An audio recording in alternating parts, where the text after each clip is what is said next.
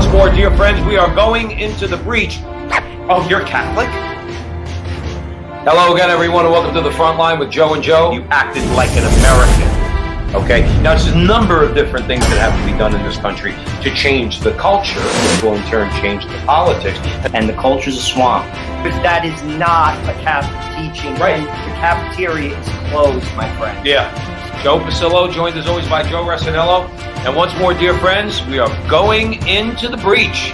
He tells the truth, just like we do at the Frontline with Joe and Joe on Sunday nights, 8 o'clock, Facebook Live. We got a great show for you tonight because, as we always say, the left is teeing it up for us, and we're Barry Bonds standing at home plate, ready to knock their lies right into San Francisco Bay.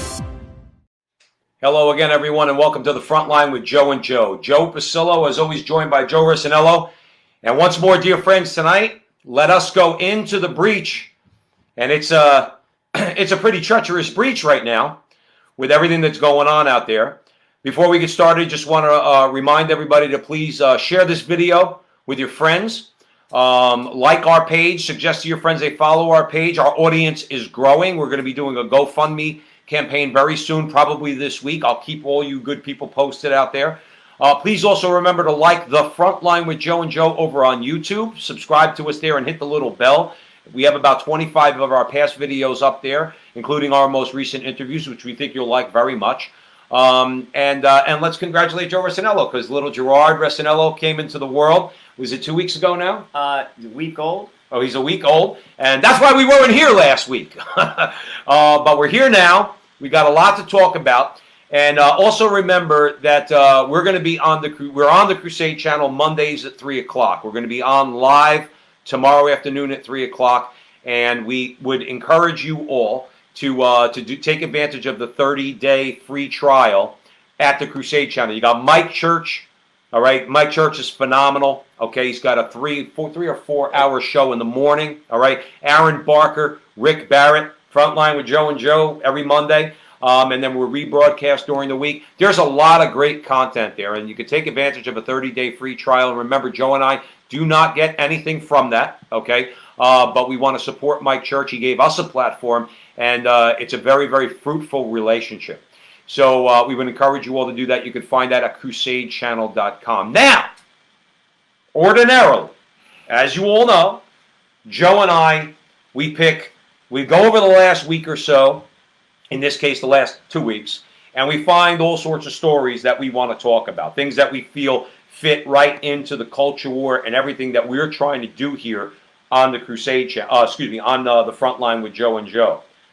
However, in light of recent events, especially over the last couple of weeks, we are going to talk, and I gave a preview during the week for many of you. You might have seen it on our page. We're going to talk about one story that has a lot of different levels to it, and that's the riots. We are in civil unrest right now in America. There's a reason for it. It fits into the culture war, not a race war like they're trying to say, a culture war, because that's what we're dealing with.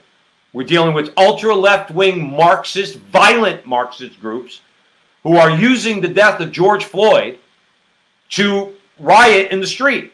And they have an agenda, and we're going to break it down here. And even before we get into that, it's very important that we communicate to you that we absolutely stand with George Floyd's family. We mourn his death. He is a fellow American. He died unjustly. The police officer is in custody. We have absolute and utter faith in the justice system that the police officer will be brought to justice.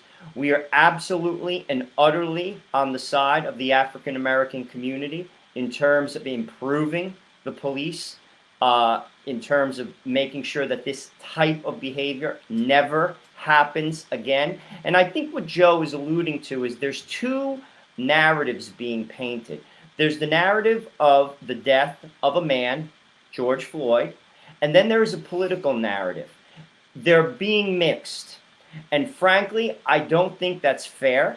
I think they must be separated, and I think that's what we're going to try to articulate to you tonight. Absolutely. And I'll tell you one thing. I think it was George Floyd's brother.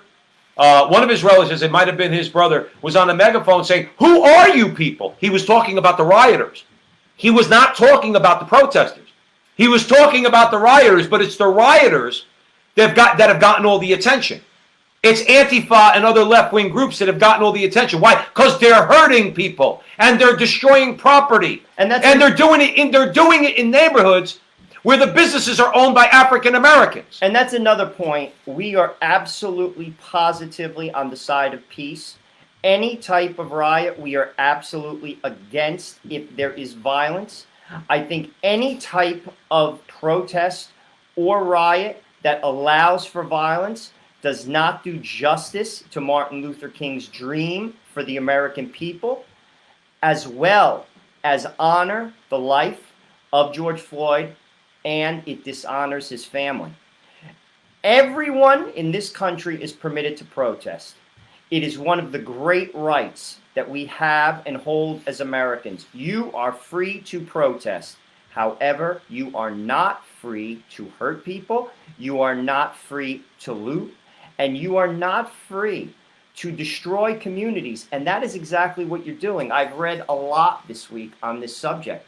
The only losers, and I've posted this a number of times on my social media sites, the only losers in the violence and in the looting and in the burning will be the poor African American communities. Businesses are leaving these areas, which means they don't have access to pharmacies. They don't have access to supermarkets, and the businesses are not returning. And let me tell you something. Thank God for social media, because if you left it up to MSNBC and CNN, they wouldn't cover some of these people. You see, they say that they always want to do all their hand-wringing about how African Americans in America are being oppressed, but they're very selective. There's a woman. My wife showed me a video of a woman. If I don't cry usually with some of these things. This woman almost brought me to tears.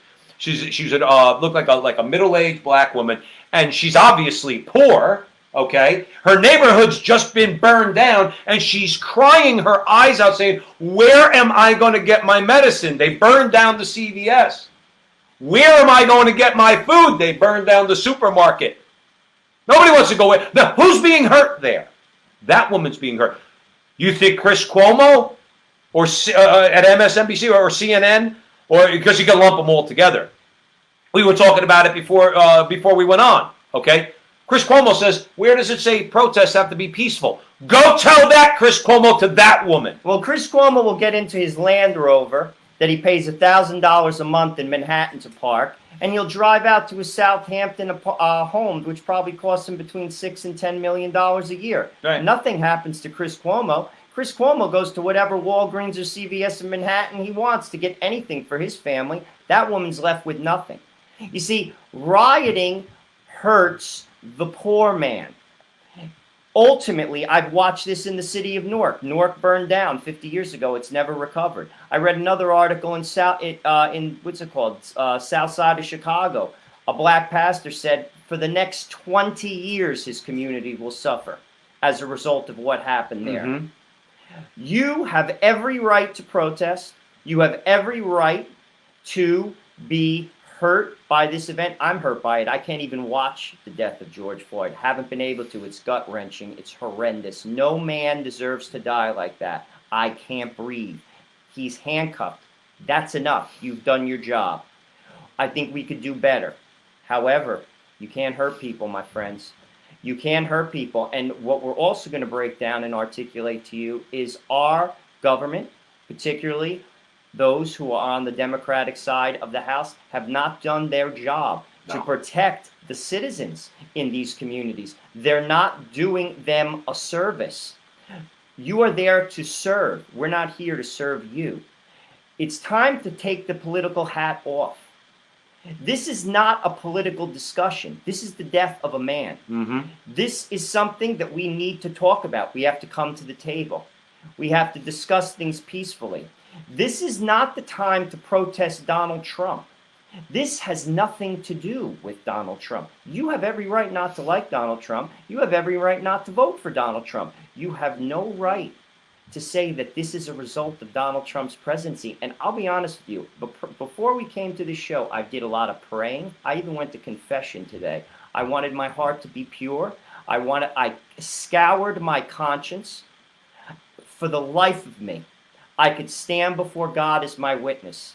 I cannot connect this to Donald Trump. I'm sorry. I can't. Because Donald Trump did not kill George Floyd. The numbers and the Trump's actions in his 3.5 years or so in office and his policies have done nothing but help black people. He asked black Americans during the campaign, they crucified him for it. What do you have to lose? We're going to tell you what African Americans had to lose for vote for Trump. When we break down the Democrat machines in all these cities, you want to talk about system. We're going to get into it, okay? You want to talk about systemic racism, and that's a catchphrase for white Republicans. In other words, that's it, just white conservative Republicans. That's systemic racism. The chains have been put on African Americans by the Democrats in every city right now where the protests are taking place. So let's get going. Let's talk about what it means to be an American. Okay? Number one, do you believe in the justice system? I do. Do you? I do. I don't think it's perfect. I don't think any human system could be perfect because human beings are not perfect. But when I see any crime, I don't care what it is, okay? Any crime. So I look at that video of what happened to George Floyd, and I've said this before to other people. I said this during the Eric Garner case in Staten Island. I said this when all the supposed facts were coming out about Freddie Gray. I said this to all my liberal friends. I was like, it doesn't matter what you think. It doesn't matter what I think. As Americans, what we need to say is, do you trust the criminal justice system?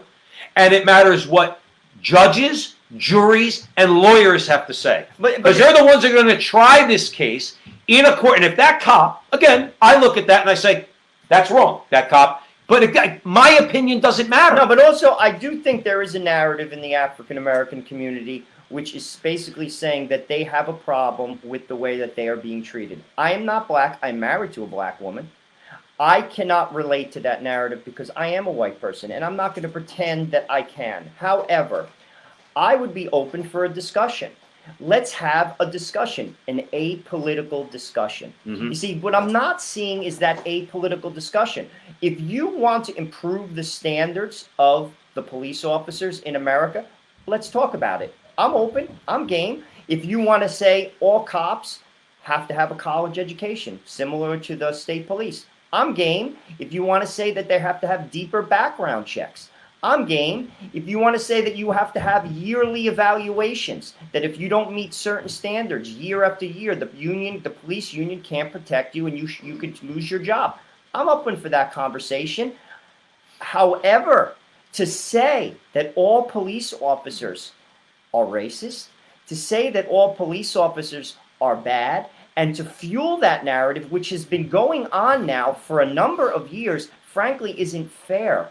Honestly, once again, I could scour the corners of my heart, and I can't look myself in the face and say all police officers in this country are bad, as well as say all police officers are racist. Are there racist police officers? Of course there are, just like there are racists in every corner of America. Here's another thing. You can't legislate a cure to racism. Racism is taught in the home. Once again, I am married to a black woman. My family loves my wife. In my house, I'm a white man. My wife is a black woman. My kids are biracial. The only people in my house are mommy and daddy. Race is not even an issue. It's not taught. My parents don't look at my wife as a black woman. They look at her as their daughter-in-law. My wife, Sabrina. You see, it's taught. There is no president that is going to legislate away racism. It's simply taught in the home or it's not. Joe Biden is not the cure to that, nor is Donald Trump for that matter. You see, we have to do a better job as people teaching it. How do we talk about other people at the kitchen table? That's what this show is all about, by the way. We're kitchen table guys, regular guys talking to the average American. You see, the narratives that are being spun have an agenda. And those agendas, frankly, have no place in the injustice that was basically served to this man and to his family. And frankly, the whole country's suffering as a result of it. Well, and the thing is, and the country's suffering because we allow groups like Antifa and Marxist groups like that to run roughshod and, let's say, use the killing of George Floyd as an excuse, not for him, because they have an agenda. Now let's talk about the response. Let's talk about the response from Donald Trump, because it's about time, and I've said this before. Donald Trump doesn't care because he knows what CNN and MSNBC and the mainstream media are going to do. He knows what the left is going to do. It doesn't matter what Trump does. He's racist. Of course, we learned that from Rob Reiner, right? We learned that from Meathead, because Meathead tweeted that Donald Trump is racist, so of course he's racist. Well, he also said that we're racist. We're racist because we voted for him, okay? So the thing is, but let's look, Donald Trump doesn't let that affect him. And he does in this culture war, because Donald Trump is a culture warrior. I hope everybody gets that through their head. In this culture war, what you're fighting against is the left. So what did he do? He declared Antifa a terrorist organization. Now, it's about time that somebody did that. Now, I said, and I commented, it doesn't mean much. It doesn't have a lot of teeth that he's doing that. But what it does, it starts to wake people up to this violent group that's being funded. It's being orchestrated. Everything is organized. You don't have weapons showing up out of nowhere, okay? They are a terrorist organization and being declared a terrorist organization. If Bill Barr gets his way, okay, he's going to go after them because the Justice Department and the FBI can go after organizations that have been declared terrorists. They could disrupt their activities. They could surveil them. Because, again, what you're talking about is not, and this is what we're doing in the show, by the way. We are not falling into the trap of conflating what happened to George Floyd with the riots. They are separate issues. Our job here tonight, now that we've spoken about George Floyd, is we're talking about them. We're talking about those who are perpetrating this violence. Trump said, he said flat out, first of all, he blasted, and we're going to get into the cities. We're going to get into that. That's going to be another segment later on. He started with the Minneapolis mayor. Now, that guy's a radical. He's a radical dude, okay? Jacob Fry, that guy's he'll be all in favor of defunding the police. And we're going to talk a little bit about that later. We're going to talk about that. Trump said he vowed military support to the governor of Minnesota after another night of violent protest in Minneapolis, which, by the way, the mayor, I mean, I thought they take an oath to protect people. The mayor told the cops when Antifa was going in a particular precinct to burn it down, he told the cops to leave. I also read today that 46 police officers in Minneapolis are retiring early and 14 have quit. Yeah, well, you blame them? You know, how much money do you make to basically put your life in danger? This is dangerous. Yes, See, it is. we need the police. I like living in a community whereby if I call the police, they're going to come to my home within minutes. That's part of the allure of living in a community such as that. The police are our friends. Listen, can we improve? Sure. Let's talk about it. But to vilify the police, to give up a precinct, you know that they burned it down. They not only did they burn it down, they destroyed the evidence room of that precinct. Say your sister got raped. Say your sister got raped, and there was evidence in that particular police station. It's not gone. anymore. It's gone. It's gone. And that rapist, because of that, is going to get off. He's not going to be tried because there's going to be no evidence against him. They burned it down. How about this? Another thing too, where the left thinks that they're very cute. They emptied out the jails, right? Because of COVID-19. Which, by the way, did anybody notice? COVID's not been in the news too much. We're going to talk about that too. We're going to talk about that, okay? They let the prisoners, they let these violent people out of jail because of COVID concerns. Well, who do you think's involved with the rioters? Who do you think's involved with the looters? Who do you think shot some of these cops? You don't think it was some of those same criminals? What is that, a coincidence? These things need to be pointed out. We need to raise the consciousness. Like I said, let's not get mired down in what happened to George Floyd. That's a tragedy, and we accept that it's a tragedy, and we want to see justice there. The two have nothing to do with each other. And that's what we're trying to do here. The conversations are separate. They're being blended. And we can't let it be blended. They're being blended on purpose. Once again, you have every right not to like Donald Trump, and you have every right to try to vote him out of office. That's what makes this country great. However, you cannot protest his presidency at every event that basically gives you the crisis to do so. Right. In doing that, what you're saying, whether you're saying it or not, is you do not believe in the democracy of America. Well, we know that they don't believe in our system. But this is, that's by their actions. Right. You know, for this, it's 3.5 years. Herschel Walker put something out on Twitter, very eloquent, frankly, and he was very, like, to be honest with you, very calm. He was like, enough is enough. We have to come together. You know, I did not like Barack Obama as a president. That doesn't make me a racist. I just didn't like his policies. We don't like socialists. However, I had to deal with that. I didn't burn things down. No. Every time something happened, we didn't try to, like, impeach him. No, well, you know what people did? Do you guys remember the Tea Party? There's congressmen right now and senators that are in our government that were elected with the Tea Party way. They tried to paint them as racist and violent. They were the opposite. You know what they did? As good Americans, they said, we disagree with the policies of Barack Obama. They came together, okay, and they formed this Tea Party, okay? And they elected people to Congress. Marco Rubio was part of that election wave, all right, and others. And they elected people to Congress that were part of it. See, that's what you do. I didn't like Barack Obama. I didn't like his policies. Not him personally. I don't like him personally. But that's besides the point, okay? I didn't like his policies. And I saw all these people in the Tea Party, and they were getting together saying, well, we're going to protest. And 2 years after he was elected, they elected a Republican Congress. That's the way you fight in America. And you'll have your turn again. You see, this is what I'm saying. Enough is enough. If you want to beat Donald Trump, let's talk policy.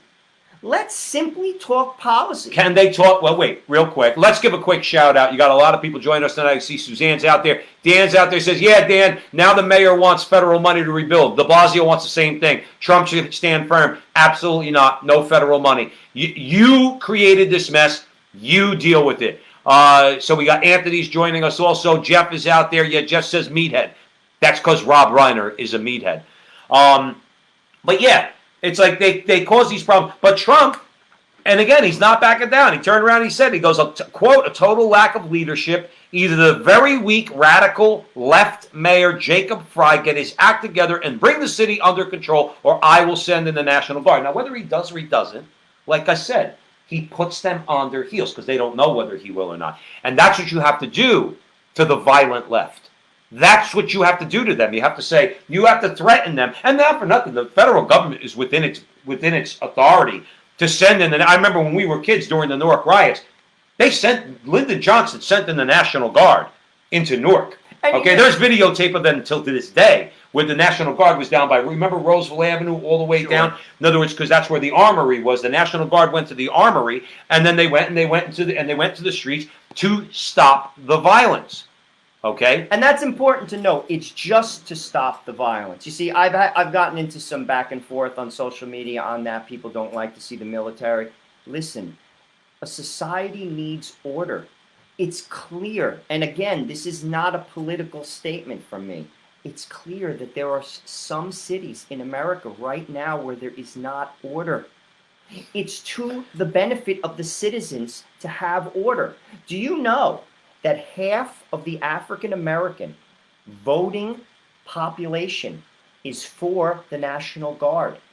Half of the Hispanic community in America is for the use of the National Guard right now. Because they're in favor of order. If you are a law-abiding citizen that have a business in a community, I'll make it up. My father was a barber. You make an investment in a business. You buy chairs, you buy equipment. Do you want that burned down if the police aren't doing their job? Look at that lady. I would want them there. Look at that lady. No, she was on. It's all over YouTube. There's so many videos like this, by the way, on YouTube. This poor woman. She's an older black lady, right?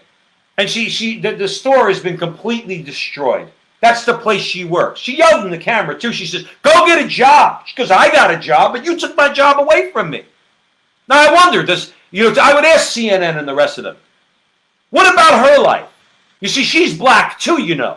And once again, she's affected. Right. Jay Tapper isn't. Wolf Blitzer isn't. Right. You see, it's that woman. And these are the people, and this is where the Democratic Party loses its way sometimes. These people vote too. You see, these are indicators that you have to look out for. These are people who vote too. Right. The regular man puts the president in the seat. Right. You see, we're losing our focus once again. Well, that's what our job, though, and that's the job, because the mainstream media is not going to do it, but that's the job of social media. All you good people out there listening to the Frontline with Joe and Joe, follow us on Facebook, share our video. We're on YouTube, Google, do a search, Frontline with Joe and Joe. You'll see our ugly mugs. Subscribe and hit the little bell. That's why it's important for us to hold their feet to the fire, because mainstream media is not going to do it. And we're imploring. I said that, I don't know if it's going to get responded to. Josh Hawley's a senator from Missouri. I'm a Goomba from North Jersey. I sent them an email the other day. All right, an extensive email. I hope he gets back to me, at least in some way or through an assistant. What are you doing to break up big tech? Because big tech is trying to do what the mainstream media has. They're trying to take this platform away from us, knowing that how effective it is.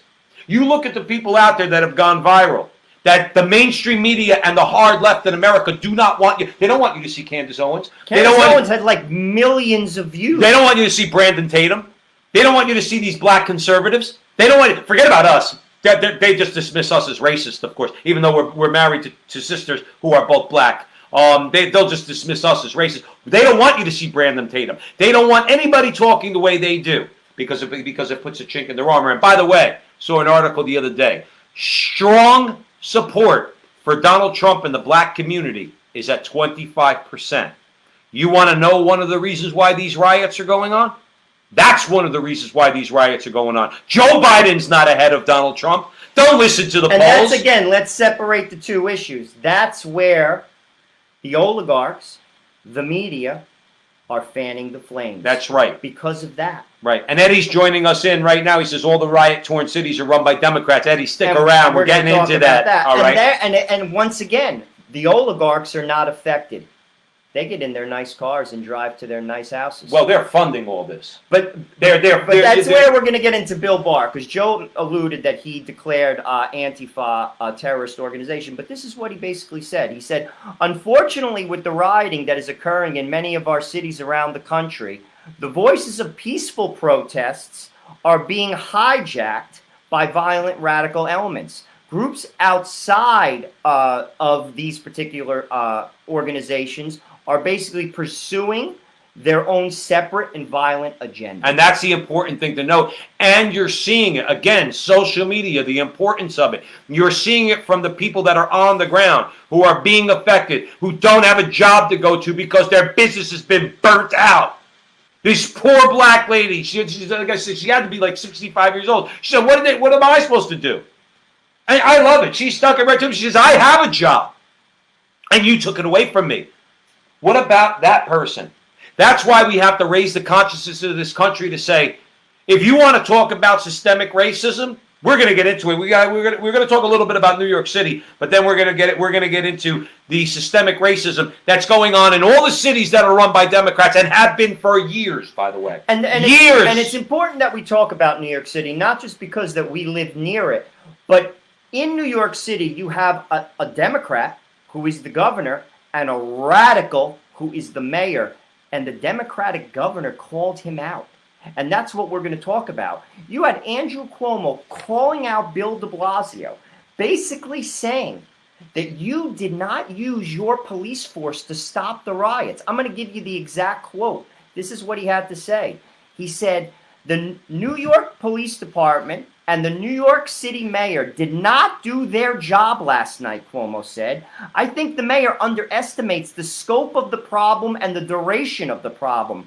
What happened in New York was inexcusable. Right. Cuomo says de Blasio can be displaced and that he can take over the job as the mayor. Now, you could say to us, you're conspiracy theorists, you guys hate us, you're this. This is coming from a Democrat. Right. He's telling the mayor to use your police force. He basically said that New York, which has 38,000 cops. Largest police force, I think, in the world. And that they could handle this situation.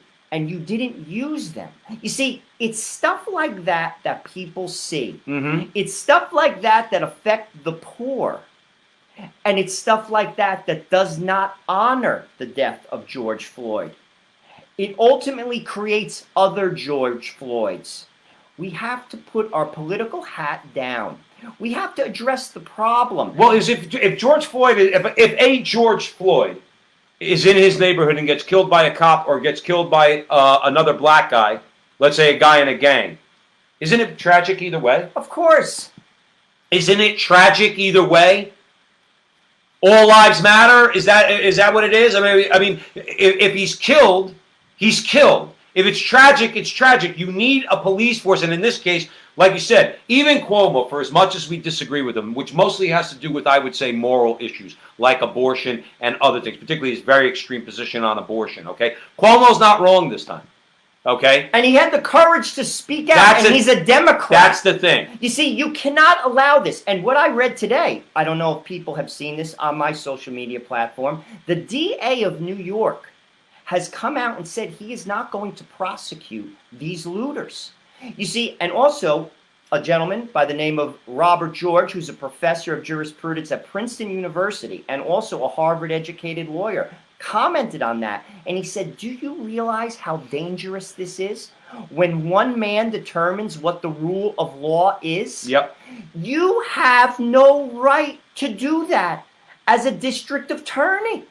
You cannot make that call. You take an oath to uphold the law. Well, what if you went out and did something like that? You're going to get prosecuted, aren't you? Of course. All right. Well, Gornai's joining us right now, and Bill's with us. Hey, Bill, Leone's with us. And yeah, I mean, Bill says New York police may not listen to him. Look at Buffalo. Yeah, that's a whole other situation. A lot of those cops, by the way, I think today I heard Bill resign. In protest for what's going on, but like we said, right now it's all a mess. The only thing I will say this though, real quick, I want to mention Patrick Lynch. Go for it. Patrick Lynch, very important. Patrick Lynch is a good guy. He's the PBA president. PBA president in New York. Now Cuomo blamed the cops. The cops cannot do anything without the mayor giving them the say so. Cuomo's wrong for blaming the cops. The cops don't want this to happen. Okay, so Patrick Lynch came out and said, quote, it's not our fault that our city and our state governments can't plan and work together, but we are suffering the consequences. And he's absolutely right. Those cops, I don't care who those cops are. I don't care if they voted for de Blasio, not voted for de Blasio, if they voted for Cuomo, not voted, if they voted for Trump or not voted for Trump. Okay, those cops know that their job is to protect people. And if Bill de Blasio is putting handcuffs on them, rather than putting handcuffs on the looters, the rioters, and the murderers, that's de Blasio's fault. And that's where I say and those cops are black, those cops are white, those cops are Hispanic, and those cops are Asian. It goes across the whole span. You cannot tie their hands behind their back. I would be afraid if I was a cop right now. You cannot do your job. They're getting shot, Joe. How can you possibly... You're going to get afraid that basically the media is going to put a camera in front of your face. You're trying to protect, A, citizens, and B, yourself. Right. This is a hard job. And then the mayor has the gall to not let them do their job. And don't take my word for it. Take the PBA president's word for it. Take the governor of New York's. And that's just one example. And let's take a difference in Democrats. Ed Koch was a Democrat, okay? Bill de Blasio is a communist, okay? Bill de Blasio, in his heart, agrees with Antifa. He agrees with anarchy, okay? If Ed Koch was the mayor, there wouldn't be a riot in New York City. And he was a Democrat. And that leads us to another point that Joe alluded to in the beginning. You notice many Democratic cities, I'm going to read them to you. Los Angeles, Minneapolis, Atlanta, New York, Nashville, Seattle, Portland, Philadelphia, Chicago, Milwaukee, Salt Lake, Washington, D.C., Detroit, Indianapolis, San Francisco, Kansas City, Houston, Charlotte, Cleveland, Pittsburgh, Denver, Dallas, Phoenix, Tampa, Baltimore, Oakland, Louisville, all run by Democrats. All of them are rioting. You do realize that there are police that could stop rioting? Of course there is. I'm not talking about hurting people. What I'm talking about is maintaining order, protecting people. You do not have a right to steal, burn, and loot. Right. You have a right to protest. You have every right to protest, and I'll fight for that right for you. You do not have a right to burn things, hurt people, and they are letting it happen. This is being permitted. What we just talked about in Minneapolis, that mayor basically gave up the police department. That's what they're doing. Suzanne mentioned Denver. Well, I think we mentioned Denver, Suzanne, but yeah, it's Denver too. John Nolte in the Federalist, he's a hard-hitting writer. He does not pull any punches. Now, don't leave the program, but when you get a chance, go to the Federalist and follow John Nolte. John Nolte's a really good writer, tells the truth. Here's the thing. Joe said they're all run by Democrats. This is what Nolte wrote. Many for generations, and they've all been looted and burned by left-wing Antifa terrorists and other anarchist groups over these. Now, this was written like a few days ago, the past few nights before that. Now, Nolte's very blunt in his assessment. Quote, that's no coincidence. It's not. I think you're going to agree. They're all run by Democrats. Those are the places that are burning right now. What's more, these riots are not, now this is very important, these riots are not America's problem. These riots are not President Trump's problem. Nope, he says. These riots are wholly owned by the Democrat Party, and the fools who continue to vote for them. Now, basically, what does he mean by that? What he's basically saying is it's the people in those communities that own this problem. You see, my neighborhood isn't burned down. We talked about a litany of people that live there. These people in those communities, many of them, their budgets are bankrupt. I'll speak about the cities in New Jersey. I'll speak about New York City. I'll speak about Chicago. No, keep it with Jersey. Keep it with Newark, Trenton, and Camden, and that's all you need to know. They don't have a tax base to rebuild. Because they chased all the businesses away. So when you burn your city down, it's not my problem. It's yours. You see, and it's being fanned by politicos. And we're gonna get into that. We're gonna get into that too. They accused Trump of fanning the flames. We'll get into that in a minute. I'm sorry, Joe. No. I didn't mean to cut you off. Let's talk for a second, okay? We just want to digress for a minute about systemic, what you're always hearing about, systemic racism, okay? And that usually, like I said, that's a euphemism for white conservative Republicans, okay? What about the systemic racism imposed on black people in the cities? And Joe and I, this is not new to all you listeners out there who listen to the Frontline with Joe and Joe. We've been saying it over and over again. What about the school system? You've trapped these kids in these broken down schools. You won't allow for any competition. You won't allow anybody to compete with the public schools. You know the public schools suck. You know that the quality of teachers over the years has gone down. You will do nothing in these cities to try to do something about the education system, which will then, in turn, help these young black kids, boys and girls, okay? And you want to accuse the right of systemic racism? And we've preached this from the beginning. That's systemic. You want to know why? Because the system, in this case, the education system, okay, and the city hall in bed with the education system, is in the system, there's implicit racism, but it ain't coming from guys like us. It's coming from, Cory Booker was, we're going to get into him in a few minutes. Cory Booker was the mayor of Newark, New Jersey. Cory Booker did nothing. Nothing for the education system. It was a stepping stone for him. It was a stepping stone to become a senator. He thanks God every day, whatever God he worships, he thanks God every day that Frank Lautenberg dropped dead, and the governor at the time appointed him the senator. In the city of Newark, 3 out of 10 kids graduate high school. What do you think those other 7 kids do? How do you survive in this country right now without a high school degree? The education system's horrible. That's why generation after generation does not get out of the city. We have to provide them with a better option. Donald Trump's actually trying to do that. They're fighting him tooth and nail. Why? It's about the teachers union. That's right. But that's systemic, Joe. That's my point, is that when they talk about systemic racism, every city we just pointed out has a broken down, corrupt public education system. Every single one. And I don't know every city, but I'll bet my bottom dollar because they're all run by Democrats. And the system keeps that corrupt school system in place. And that's where they ship off all these black kids in the inner city, in Newark and the rest of them that you mentioned, Denver, Phoenix, all of them. That's where they ship them off to. That's not racism. When you don't allow for these, mostly it's young single moms, black, in these cities that want better education for their children. I.e. charter schools. Charter. If you go to New York City, you know who fought in New York City to try to who was one of the main groups that were behind charter schools and, let's say, competition to be introduced into the system? Single black moms in Brooklyn, in the Bronx, in Queens. They said, I don't want my kid going to that decrepit school. See, the Democrats think that that woman's stupid. That woman's not stupid. She's a mom. She knows what's good for her child. So that, I would say, is systemic racism. Oh, no, you don't have anything to say about that, do you, Democrats? But you'll keep pointing your finger at cops. Let's talk about the cops. Where are all these incidents happening? They're all happening in these same cities.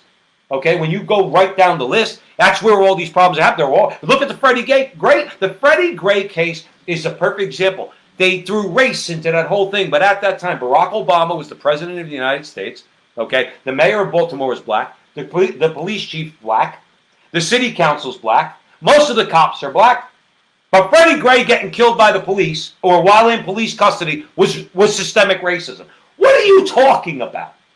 And then when people like us point that out, what they say is, and you know something, you must be racist. That's what they do. That's what they do. Once again, we're all for improving the situation with regard to the police. I'm all for raising the standards. I'm all for trying my very best to basically bring the conversation to the table, to provide solutions for our African American brothers and sisters in this country.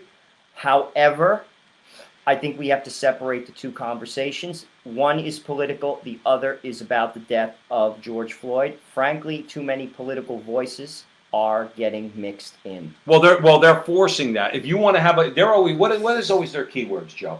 Dialogue. We need dialogue. We need dialogue. It's always about dialogue, right? It's all about conversation. We need to have a conversation. Well, let's talk about real quick, not to belabor the point about education. Let's talk about just really quick education. Are you going to allow the representatives from the charter schools to be at that table? Are you going to allow the representatives from the Catholic and private schools to be at that table to talk about significant tax breaks for parents that want to get their kids out of the public school and into Catholic school so they don't have to pay through taxes for the public school? They could use that money for their kids to go to Catholic school. Are you going to allow that? No. Of course they're not going to allow that. You see, why not? Isn't it about the kid? To me, it's about the kid. I thought so.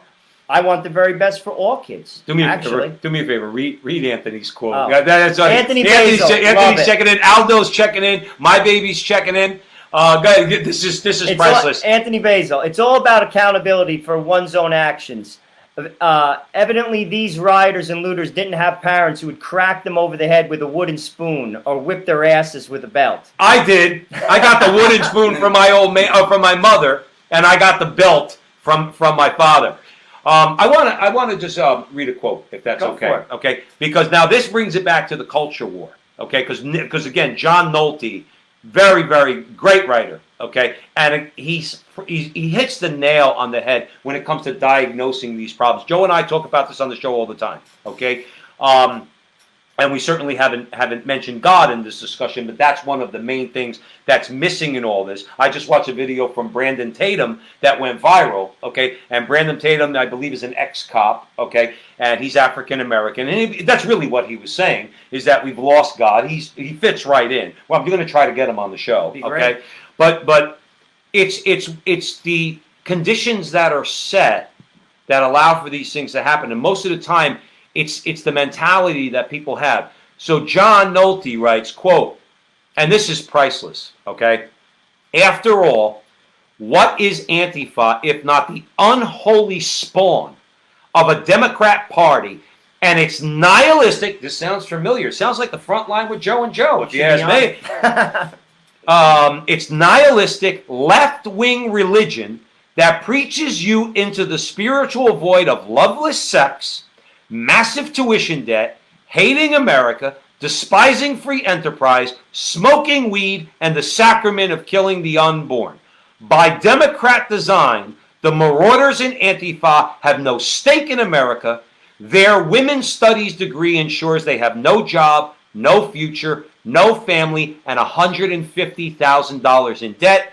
Hell, why not riot? Close quote. Like I said, I think John has been watching the Frontline with Joe and Maybe Joe. so. He described these people to a T. At the end of the day, they're godless. That's why they have no boundaries. That's why they don't. Antifa did not care when they looted that store that black woman, my wife commented that she actually co-owned this store. All right, she wasn't a worker there. She was a co-owner of the store. Antifa has no stake in that. You want to know why? Because they're nihilists.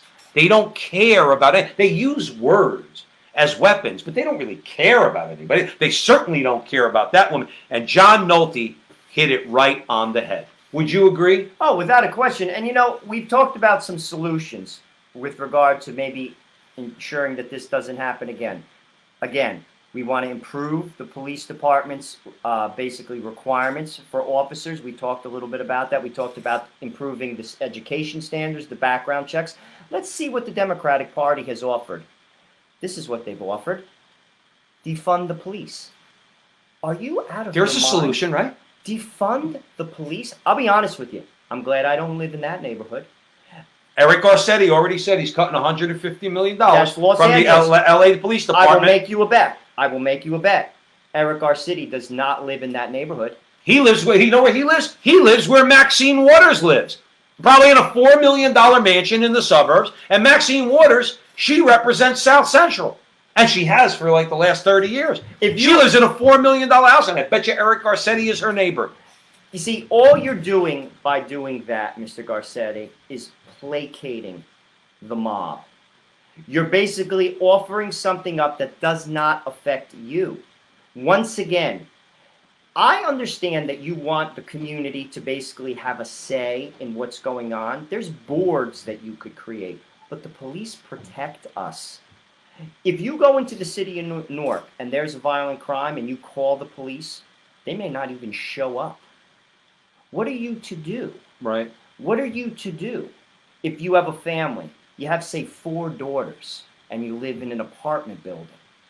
You're going to defund the police department? Well, they want to. This is your answer to this? They want to dismantle, but they say, well, they're using 2 words in particular: defund or dismantle. Now, 2 scenarios I heard, both of which are atrocious, okay? Well, one of which is too ambiguous to even be called atrocious. It was one of these left-wing local politicians, I think on the Minneapolis City Council, that said, we want to replace the police with a new transformative law enforcement model. If that doesn't sound something like right out of Stalin's playbook, having no idea what that means, completely ambiguous, a new transformative law enforcement model. The other one I heard, which this is going to make most of you laugh while you're watching the Frontline with Joe and Joe Pasillo and Joe Resinello. Please like and share this video when we're done, and like us over on YouTube at the Frontline with Joe and Joe. They want to create a new, I don't know if you could call it a force, but what they basically would be is, instead of cops, social workers. That's it. No, this is not. I'm not joking. I'm not joking. Someone breaks into your house. You're going to call a social worker? Now, we have a wonderful. Me and my wife are in the process, and COVID has set us back a couple months. Most of you know, my wife and I are in the process of fostering children, which we're eventually going to adopt. So one of the social workers, this is a lovely woman. Okay, a really lovely woman. She came, she gave us our final authorization, and we're certified. Now we're just waiting for the kids once COVID is done and everything else. This is a woman, God bless her. She's not a cop. If she shows up, if somebody's trying to break and enter into your house, you're not going to feel safe. I've met a number of social workers in my life. Not one of them is qualified to be a cop. More importantly, God bless them, not one of them is in the type of shape to be a cop. They're not going to break up a fight. They're not going to stop you from breaking into a house. They're not going to stop drug dealers from killing each other. They're not going to stop rapes from occurring. It will be no law enforcement. But remember, we started this conversation by, we're talking about anarchists. What do we want? We want order, ordered liberty. What do they want? They want anarchy. Order out of chaos. Right. And basically, it's getting order, because basically once disorder takes place, you then rely upon the government to come swooping in. But that will be an imposing order from the federal government if they take charge, not the type of ordered liberty we have now under our Constitution. That's the main difference. You're talking about a left like they had in the Soviet Union or in China right now. We're going to do, not tonight, we're going to do a whole segment on China, which I've been watching a lot of things on China since I've been out of work, okay? China is atrocious. They are worse than the Soviet Union ever was. Ever was, okay? Xi Jinping is not a good guy. He's just as bad as Mao. They're killing tens of millions of people and imprisoning people over there because of religion. There's a lot going on there, okay? But that's what they want. They want authoritarian order.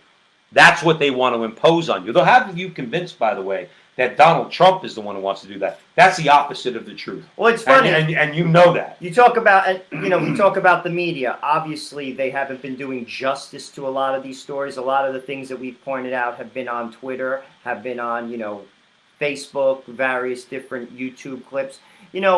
There was a gentleman, Matthew Iglesias, on Vox, and he basically was. They tried to compare, talking about China, the rioters to what's going on in Hong Kong. There is no comparison. There is no comparison. That's where these left-wingers, when they talk about fact-checking people, somebody's got to fact-check them. You can't make that comparison. I mean, I'll be honest with you. Once again, this is not about the president.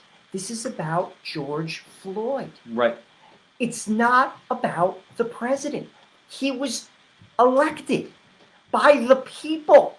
If you do not accept that fact, you do not believe in American democracy. Right, so ergo, when we call you un-American, don't start saying, well, who are you to call me? You don't believe in the Constitution. You don't believe in our system of government. You really don't believe in democracy, although they say they do. Let's get to a couple of comments, Joe, if you don't mind. Go. All right, Dan's one of our biggest supporters. Thank you, Dan. Dan says they want hedonism and power. They want to re-educate us Christians. Couldn't have said it better myself, Dan. Because when you're talking about the culture war and what the eventual outcome to that war would be, it would be the destruction of Christianity. And what do they impose? Sexual liberation. They promise you freedom. They give you the sex, drugs, and rock and roll and tell you you're free, while in the meantime they turn you into a slave. You are spot on right there, Dan. Gornai. Now, Gornai is an interesting case, okay? Gornai is an African-American. A veteran. All right, a veteran, okay? He's in law enforcement now, federal law enforcement now, okay? Gornai voted for Bush. All right, I know this about him. He voted for Bush. He voted for Obama. And he voted for Trump. That tells me he's fair. I'll forgive him for voting for Obama. But that tells me he's fair. Okay? He's not knee-jerk. Gornai said, defunding and dismantling the police is a scary train of thought. We need the police. We need law and order. We also need accountability, as Joe said. Hold these cops to account when things go wrong. And Gornai ended it with God bless the police, which is kind of like the opposite of what we've been hearing lately. And and talking about the media, this was another piece of coverage that we saw. Another gem. Week. In Columbia, South Carolina, a man was trying to protect his business. He was attacked and beaten senseless by an angry mob because he dared to call the police. And yet Maggie Haberman of the New York Times thinks the big takeaway here is that the man was described as white in a video of the attack by Donald Trump, which he tweeted. He's getting the crap beat out of him, and I really don't care what color he is, Maggie. A mob is breaking his ass on the street when he's trying to defend his store, and we got to listen to the New York Times. They're so discredited, that newspaper. They used to be a newspaper that conservatives read, Oh, like, it was a cultured periodical. Right. They had their token conservative, like William Safire back in the day. They'd post an editorial, maybe written by William F. Buckley once in a while. But at least the New York Times had some semblance of fairness. Ever since Barack Obama's election in 2008, they have gone completely off the deep end. Completely off the deep end. And real quick, Dan said, Augustine, City of God is perfectly written for our times. Absolutely, Dan. And we right now, in America, we're not living in the city of God. We're living in the city of man. In other words, that's what John Nolte was pointing out when you talk about all these nihilists, okay? These self-worshiping nihilists, in other words, that are devoid spiritually. In other words, this is what we're living through. But I want to talk about something with you. I want you to comment on this, okay? Real quick, we're not big into, I know we've done a lot of reading tonight, but there's been a lot of notes going on. Here's what Nancy Pelosi had to say. That Donald Trump is fanning the flames of hatred. I'm getting tired of this effing media. that pay attention to nitwits like her. And Joe, I know we said we were going to call anybody names. I'm tired of her. I wish to God that that gavel in November gets taken out of her hand. Don't care if she represents her district. I don't want that woman to be Speaker of the House. She accused and other people accused Donald Trump of fanning the flames of hatred. That's what they said. Now, I want you to tell me if anything I'm about to say is wrong. See, sometimes you get those memes that go around on Facebook, and some of them are kind of like stupid. Many of them are true. And some of those people do us a favor because they kind of compile lists. Let's go through this one. And by the way, I verified this, so everything I'm about to say is true. Okay? Cory Booker wants to punch the president in the face. True statement? He said it. Is that hatred? Is that inciting violence? I think. Joe Biden, of course we know this, not only does he want to do push-ups, more push-ups than you, Joe Biden wants to beat up the president. Said, I'll take him out behind the gym and I'll give him a beating. That's what Joe Biden said about Trump. Maxine Waters, she encouraged people to go into restaurants and other places and harass not just Trump administration officials, but Republicans. But Republicans and Trump supporters. And we saw that play out. Ted Cruz got attacked. Who was the Secretary of Education? Huckabee got attacked. That's not violence in it. That's not fanning the flames. Let me ask you, Joe, is that fanning the flames? Disgraceful. It's disgraceful. Okay. Snoop Dogg, he's got a video where he shoots Donald Trump. Okay. That's not inside. That's not fanning the flames of violence. Okay. You could go on and on here, but here's one that I want to focus on. Okay, because this one is direct violence. If we all remember, during a baseball game, okay, I'm not going to go through the whole list, right, but there's a lot of examples here. Johnny Depp, Antifa, AOC. Steve Scalise got shot by a Bernie Sanders supporter and nearly died. Now, he was shot by a Bernie Sanders supporter. But you want to know the difference between Donald Trump and Steve Scalise and those on the left? They blame Donald Trump for everything that's wrong with America. They blame Donald Trump for George Floyd. They blame Donald Trump for all this unrest. They blame him for everything, okay?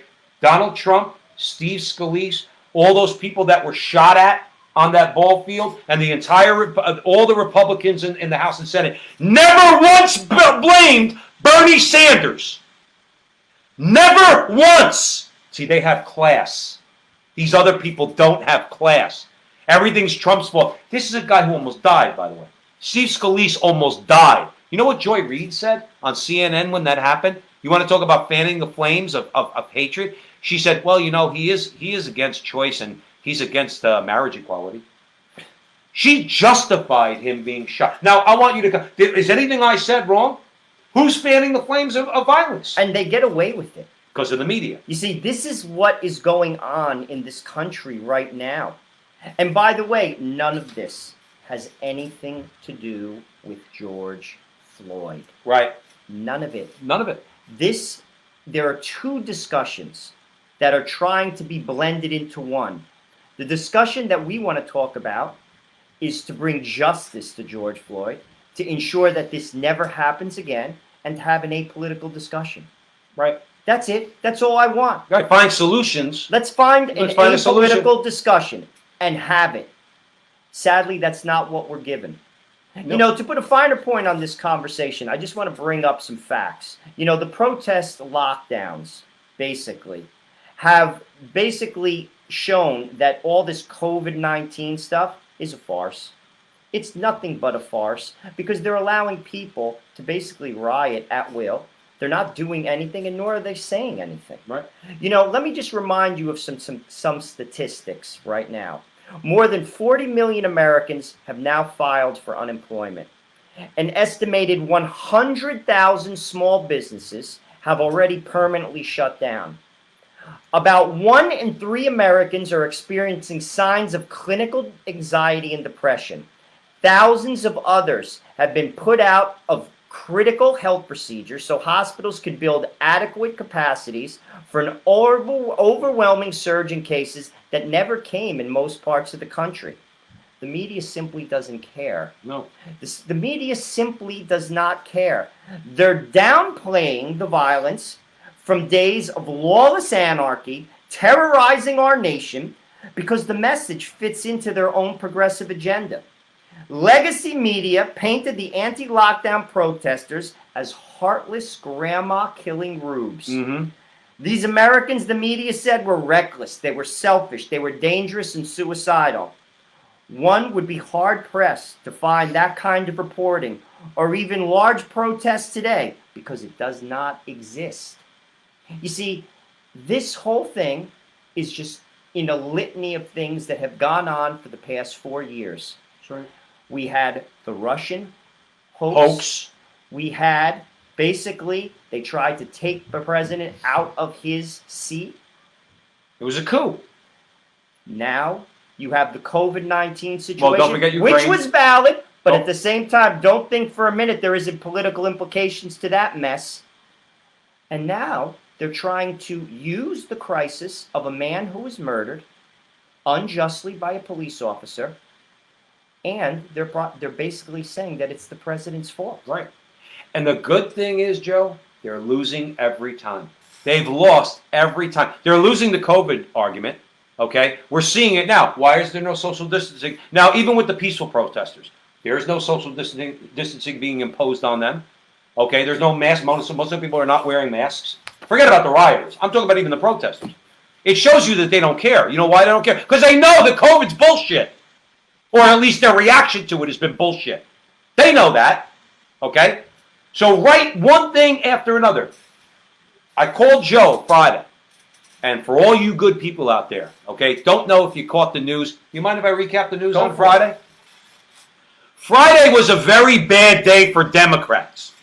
And I'm going to give you 2 reasons why. Okay? Number one, the jobs report came out. Okay? Because some states turned around to their and they started opening up. Okay? So Wall Street was expecting a loss of jobs. The economy created 2.5 million jobs. Okay? They expected a spike in the unemployment rate to close to 20%. It went down to, I think, 12 and change or 13%.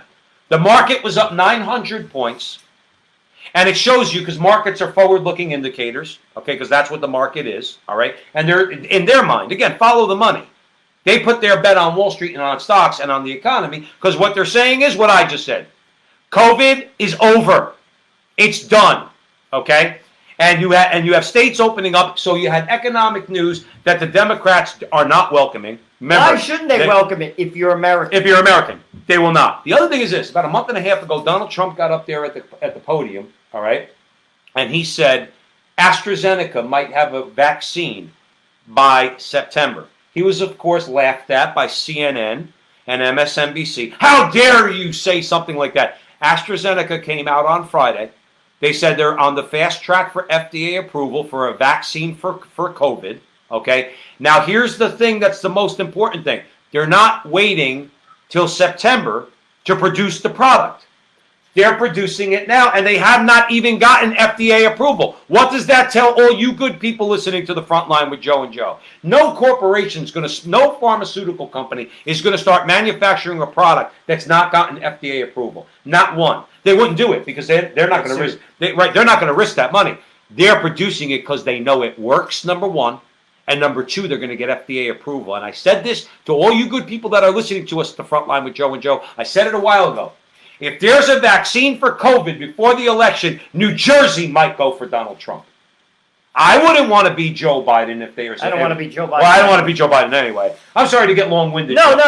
But it was a very, very bad day for Democrats. Very bad day. So what do they have to hang their hat on now? The riots. That's why we're talking about the riots tonight, because there might be more before the election. We don't know. We don't know what's going to happen. We didn't know COVID was going to happen. We didn't know George Floyd was going to get killed. We didn't see Antifa come out of the woodwork for a while. Now they're out there marching in the street. Okay? So we don't know what the shoe's going to drop. But COVID is done. And Trump led us through it. And AstraZeneca is going to get us a vaccine, so screw Bill Gates and Dr. Fauci. And again, I wouldn't want to be Joe Biden anyway. But I really wouldn't want to be Joe Biden running against Donald Trump if that's the case. And to put a finer point on our discussion, we are absolutely for justice for George Floyd. We are absolutely in favor of improving basically our police requirements, having that discussion. We are absolutely open to a discussion with our African American brothers and sisters to give them more comfort when dealing with the police. We are absolutely against any violence whatsoever with regard to protests. And we are absolutely against mixing politics with this crisis. And that is what the media, the oligarchs, and the politicos are doing. That's what we try to expose through this dialogue. Dialogue. It's all about dialogue. It's dialogue. Let's have a I hope conversation. we were successful. I hope we have a conversation. And thank you very much for joining us. Please catch us on the Crusade channel. We're there every Monday. It's a great channel. Just sign up for a 30-day free trial. Absolutely a great station. It's a service that my church provides. And I truly believe it's an American service. Yeah, no, my church is awesome. All right. Want to give a quick shout out. Gretel's joining us. I think Gretel's new to the show. Hi, Gretel. How are you? She said Obama cannot take credit for the resurgence of jobs and the stock market rise now, but he's trying, Gretel. He's out there trying to take credit. Well, all this started under Obama. No, it didn't.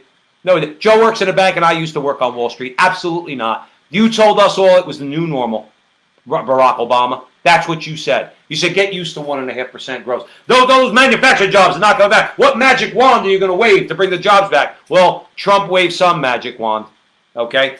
So the bottom line is we need to remember that what's going on right now speaks to what we do here at the front line with Joe and Joe and your conversations around your kitchen table. We are in a culture war.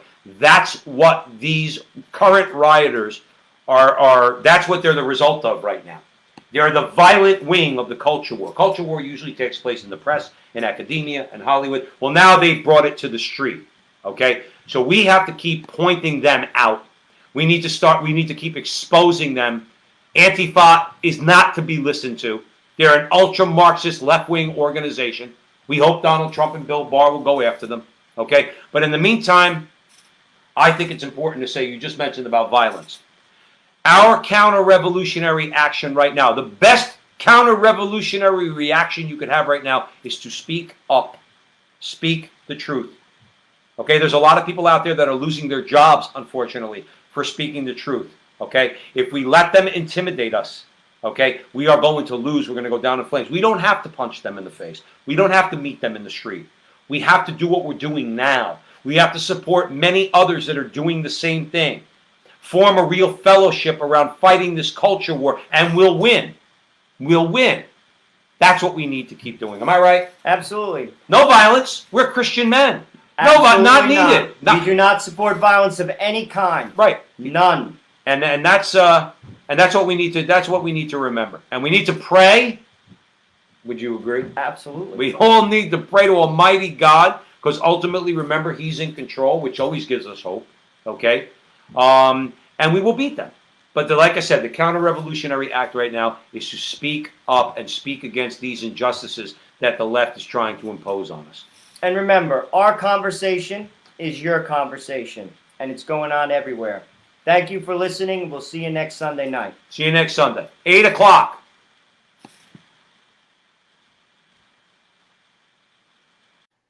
Hello again.